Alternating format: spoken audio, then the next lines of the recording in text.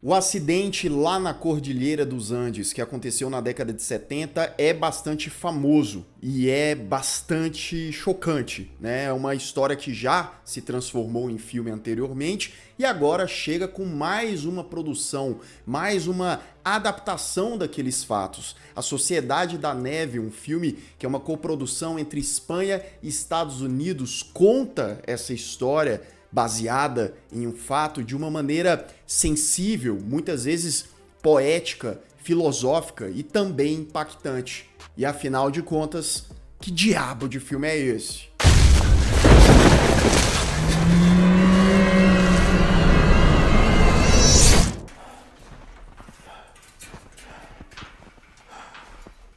Sejam todos muito bem-vindos a mais um Refúgio Cult, meus amigos, hoje para a gente falar sobre a nova produção original da Netflix, A Sociedade da Neve. Mais um filme que fala aí sobre o acidente na Cordilheira dos Andes, aquele mesmo, um avião com um time de rugby uruguaio indo para o Chile, acabou colidindo ali com uma geleira, o avião caindo e é uma história de sobrevivência de uma maneira impactante, até onde o ser humano é capaz de ir para sobreviver. E meus amigos, todas as condições daquelas pessoas ali envolvidas naquele acidente eram as menos favoráveis possíveis para sobreviver. A gente já viu essa história lá naquele filme Vivos, de 1993, que eu gosto, mas esse filme aqui ele me surpreendeu porque ele conseguiu, na minha opinião, ser ainda melhor, ter ainda mais sensibilidade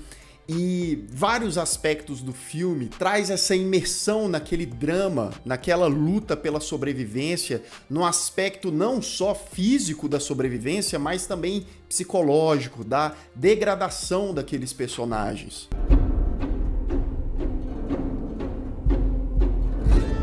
Esse filme aqui, A Sociedade da Neve, começa com um time uruguaio lá, né, se preparando para fazer essa viagem, eles fazendo planos, eles convivendo. Então a gente tem ali um vislumbre, mesmo que rápido, de alguns personagens que serão essenciais para aquela história, até o fatídico dia, né, do avião, deles lá em cima e da colisão e deles ficando no meio do nada, um lugar ali inalcançável, digamos assim, por muita gente, pelo ser humano. Um frio absurdo, um trauma que, né, como que você vai sobreviver a uma situação de frio extremo com cadáveres ali espalhados, né, o avião ali aberto e quebrado, sem comunicação. A qualquer momento pode ter um desabamento, uma avalanche, né, sem contar os feridos, né, pessoas que sobreviveram, mas estavam completamente feridas. E como elas seriam tratadas, né? E aí as pessoas precisavam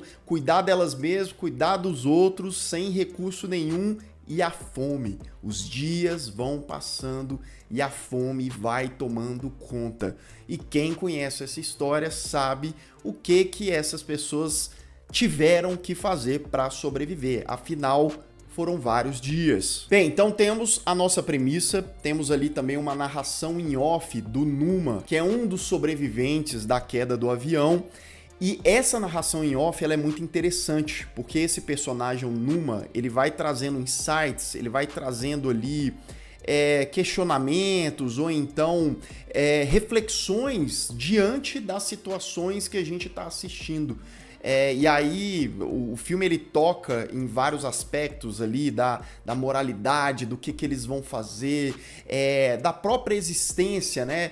Aquela coisa da fé ou do que eles vão ter que se apegar para continuar sobrevivendo naquelas condições. Será que uma pessoa ela é capaz de suportar tudo aquilo e por que ela vai querer suportar tudo aquilo? Então tudo isso é trazido de uma maneira muito essencial para a base dessa história.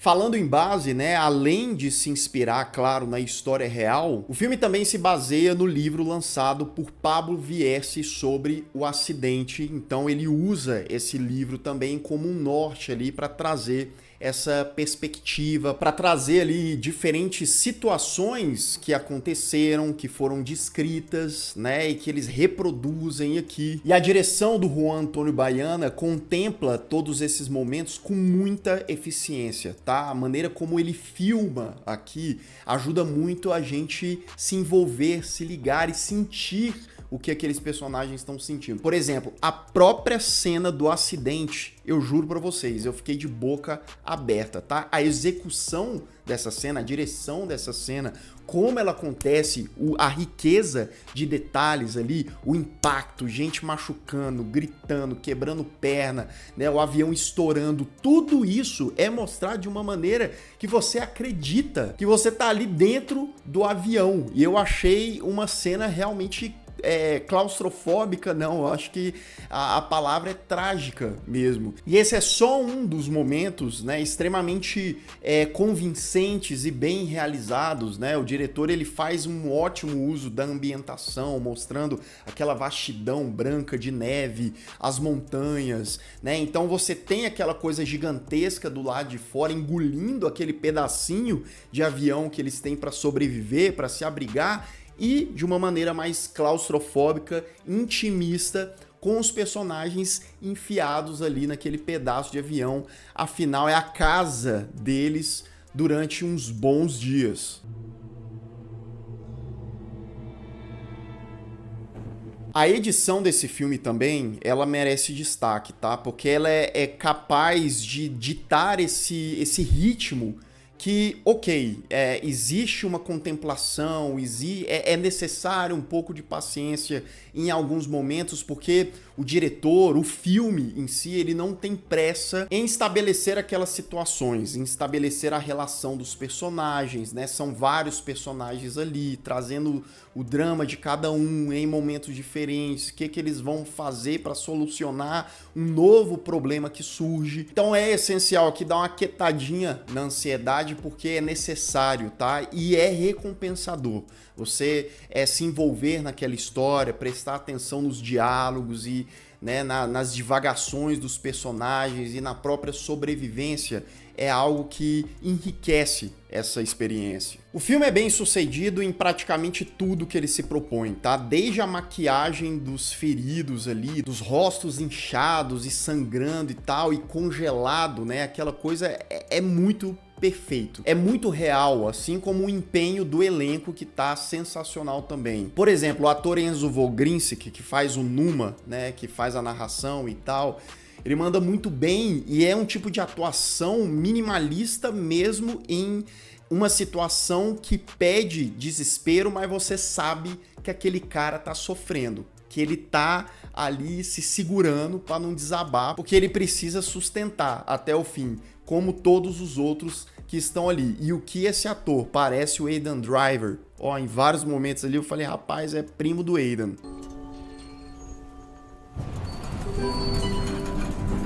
O filme ainda é condensado por uma cinematografia belíssima, poderosa, tá? Uma edição de som ali meticulosa também. O som desse filme é muito importante, entrega vários detalhes, tá? E é um filme que, não sei se você assistiu o filme e tal, mas eu fiquei me imaginando na pele daqueles caras, tá? Vários corpos de pessoas que eles amavam, de parentes, amigos, dias e dias sem comer, né? Prestes ali a morrer, a ter alguma coisa. O que a gente ia fazer? O que eles fizeram? Aí você assiste o filme. Eu dou então para a Sociedade da Neve uma nota 8.5, tá? Um filmaço, um dos melhores da Netflix aí, lançados nos últimos tempos, meses e quem sabe anos. Feito com sensibilidade, na medida certa, sem abusar de um sensacionalismo barato e ainda dando espaço para reflexões, praticamente um estudo do ser humano, da sobrevivência, né, dessa vontade de viver a todo custo. Atenção! Aviso de spoiler. A partir de agora, continue por sua conta e risco.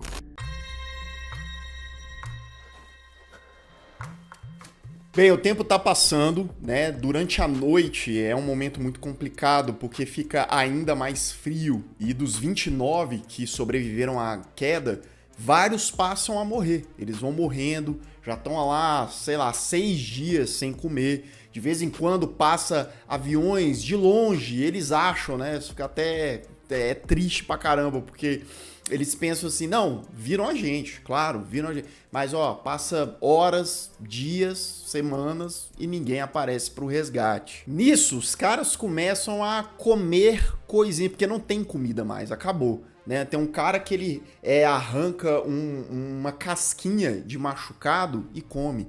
Um outro come um pedaço de cigarro. Um outro tira um cadarço e começa a mastigar, a comer. E um deles já joga a ideia pela primeira vez. Ele fala assim, ó, não vou morrer de fome. Se precisar comer os corpos, eu vou comer. E após 9 dias do acidente, a galera começando ali a definhar de fome, eles passam a comer, né? Eles separam ali os cadáveres e tal. E aí, detalhe, tá? O filme, ele, mais uma vez, eu disse isso anteriormente e volto a repetir aqui, ele não sensacionaliza isso. Deixa bem claro que isso acontece, ele mostra de maneira discreta, mas ele não transforma o filme nisso. Isso é apenas um elemento, é uma coisa dentro de um conjunto, né, de coisas desse acidente, dessa tragédia. E eu acho essa escolha muito acertada, tá? Porque isso, mesmo com essa abordagem, não faz com que a gente não se sinta aflito com o que eles estão fazendo, porque vai muito da reação dos personagens. Você não precisa ver necessariamente eles fatiando ali os corpos e tal, não. Mas você vê eles mastigando, a cara que eles fazem, algumas pessoas recusando, meu amigo, já é o suficiente para causar uma agonia, né? Esperando uma señal. Depois de um tempo eles acham um rádio, né? Conseguem ouvir ali umas notícias não tão animadoras, porque eles ficam sabendo que as buscas foram encerradas, ou melhor, foram interrompidas temporariamente, até por conta do tempo e coisa e tal. E aí eles, né, perdem a esperança, falam, ó, fomos largados aqui no fim do mundo, todo mundo vai morrer. E aí, de vez em quando, eles formam grupos de 3, 4 ali, saem para explorar, para tentar achar novas coisas e tal. E aí, nessas idas, eles quase morrem congelados, né, algumas vezes. E aí tem um momento que a galera volta, tá ali no avião. É o primeiro momento desde o acidente que a gente vê eles ali meio que brincando, eles tentando distrair um pouco a cabeça, se divertindo, rimando algumas coisas e de repente um estrondo, um barulho, né, uma movimentação. O avião começa a tremer e simplesmente uma avalanche atinge o avião, invade o avião e a galera, meu amigo, é simplesmente enterrada ali pela neve, né? E os caras desesperados tentando sair, tentando salvar os outros, e nessa pelo menos mais uma meia dúzia de pessoas morreram por conta da avalanche. E sem contar que os caras estão congelando, né, velho? Tá frio pra caramba. Tem um cara que tá lá com a mão, né, congelada, ele pega e começa a urinar na própria mão. E como se não bastasse, como se não pudesse ficar pior, uma segunda avalanche atinge ali poucos minutos depois o avião, deixando eles sem poder sair. Agora eles estão presos ali e aí ao redor mais cadáveres, mais neve e mais claustrofobia. ¿Están todos bien? Arturo, estoy vivo. Então dá lá 2 dias que eles estão soterrados, presos no avião lá, né, presos pela neve, e eles precisam começar a comer da galera que tá dentro, morta dentro do avião, né. O Numa, né, digamos assim, o nosso protagonista, se bem que o filme não tem muito protagonista, mas é o protagonista / narrador, né, ele fica desesperado, dá um surto ali, depois de 4 dias que eles estão presos no avião, né, ele acaba quebrando uma janela, machucando, cortando a perna, e depois de muito custo tentando, eles conseguem enfim sair do avião. Mais deles seguem morrendo, né, formam mais uma expedição, né, tentam sair, o Numa vai também, só que a perna dele tá infeccionada, ele não consegue, precisa voltar. E aí o cara, né, começa a ficar ruim ali porque não tem como tratar aquela infecção. E eles tentando de tudo, né? Sai expedição, tentam fazer o rádio funcionar, né? Já são lá 58 dias, Dos 29 que sobreviveram agora, nesse ponto, nessa altura do campeonato, só tem 17 sobreviventes. Porém, uma notícia anima eles um pouquinho, né? Ali também com 58 dias, eles ficam sabendo que as buscas foram retomadas. Eles falam, pelo menos não esqueceram completamente da gente. No meio tempo, eles tiram fotos, né, deles mesmos ali, sentados nos escombros, né, jogados ali no chão. E Numa fica cada vez pior. Ele fala, né, pra um dos caras lá, ele fala, eu sei que eu não vou sair daqui, eu sei que eu vou morrer aqui. E Numa acaba morrendo, né, e é interessante essa escolha, porque ele é o narrador em off do filme. E por mais que depois que ele morre, a narração dele se encerre, ele mesmo fala, eu morri tal dia, né, em 1972 e tal. Depois ele retoma. Mas é uma escolha interessante. Daqui a pouquinho eu vou falar por quê. Passo a passo, No dia 61, depois do acidente, mais 4 deles saem para uma expedição. E eles andam, levam lá, né? As carnes e tal, precisa ter o alimento para eles conseguirem caminhar. 2 deles ficam no meio do caminho e voltam, né? E 2 deles falam, não, a gente vai atravessar os Andes. O cara fala, eu não vou voltar. Eu vou, nem que precise andar mais 10, 12 dias. O filme, então, foca um pouco mais nessa jornada dos 2, que não é uma jornada fácil, né? Um deles adoece, começa a vomitar lá e tal. Você fala, vai morrer, né? Vão morrer na praia. Só que não. Eles encontram um rio, água corrente e tal, começam a ver animais, sinal de vida, e eles olham, parece uma miragem, mas não, é um cara montado a cavalo. Como eles estão, né, do outro lado do rio, o cara do cavalo então corre até lá nas autoridades para entregar a mensagem, falar, o povo tá vivo, e aí eles mandam 2 helicópteros para resgatar o pessoal lá nos escombros. Outra cena poderosíssima, tá? Uma cena emocionante, uma cena que deu um embolo aqui na garganta, porque ver os helicópteros chegando, a emoção da galera, eles sendo resgatados e tal, aí tem até um cara que ele tá com a mala que ele não queria largar de jeito nenhum, e o cara falou, você não vai subir com essa mala, e o cara fala, então eu vou ficar aqui, né? E aí, por fim, eles deixam o cara levar a mala, mas enfim, é uma cena bem emocionante, né? E como o filme ele consegue criar toda essa dimensão realista do que aconteceu, claro, guardadas as devidas proporções, aqui a gente tá falando de um filme, mas esse aspecto dramático do filme faz, mais uma vez eu repito, né, a gente se sentir lá, naquela situação.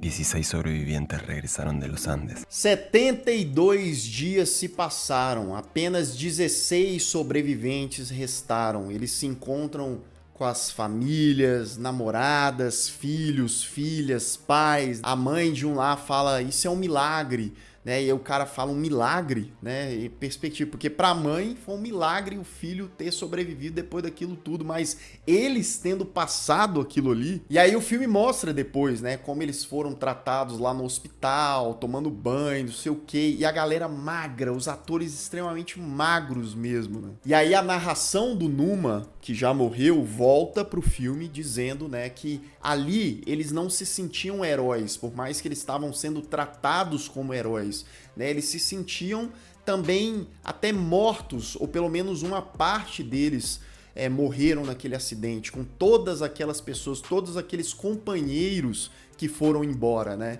Então, a escolha do Numa, que foi um dos que morreu, para ser o narrador é interessante porque não se diferencia muito, né? Ele ficou quase até o fim, né? Se ele tivesse sobrevivido mais uma semana, 10 dias lá, ele teria feito aquilo, né? Então não existe tanta diferença.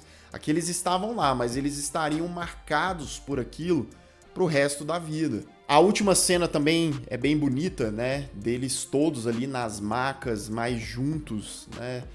Como um grupo, e fim de A Sociedade da Neve, e os créditos são as fotos reais, né? Da mesma forma que eles tiraram fotos aqui no filme, lá nos escombros, nas fotos reais, do caso real também, dá pra gente ver alguns momentos ali do time de rugby, enfim, sobrevivendo, né?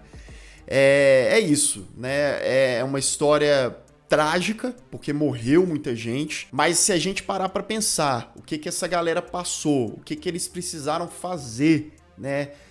O lance do canibalismo e tal, mas não só isso, né? A questão do psicológico. Cara, 72 dias é muita coisa. Tá naquelas condições. Tem que acreditar muito na vida, né? Tem que ter muita força de vontade, muita fé, seja qual fé for, pra conseguir superar uma situação dessa. Enfim, você assistiu a Sociedade da Neve? O que você achou dessa produção? O que você achou desse filme? O que você acha dessa história? Deixa aqui nos comentários. E se você ainda não é inscrito aqui no canal, se inscreva aqui embaixo, clique no sininho para receber todas as notificações e deixe o seu like, que ajuda muito o Refúgio Cult. E eu vou ficando por aqui. Caso você tenha perdido os últimos vídeos do canal, ó, estão aparecendo bem aqui do meu lado. É só clicar e assistir caso o YouTube não tenha te mandado. Um grande abraço e até mais.